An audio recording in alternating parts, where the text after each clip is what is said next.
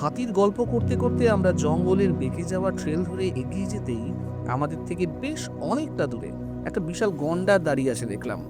গন্ডারের গায়ে পাখিদের দল পোকা খেতে ব্যস্ত। যাকে বলে একশৃঙ্গ গন্ডার,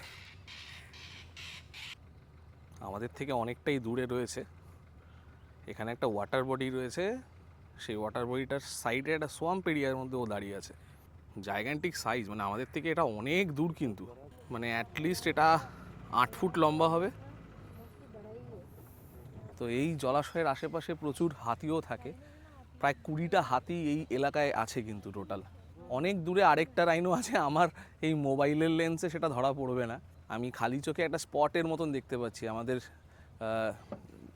সিকিউরিটিতে যিনি আছেন সীতাজি আমাদের দেখালো।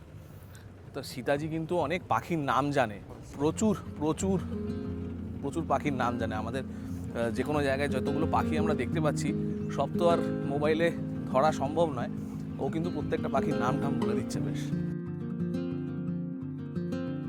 আমরা একটা টিয়া পাখিকে খুব কাছ থেকে পেয়েছি, আর ফরেস্টের এখান থেকে এটা হচ্ছে ওদের বাসা। বসে বসে একটা ভিতর থেকে বেরোলো, দারুণ লাগে, দারুণ দারুণ।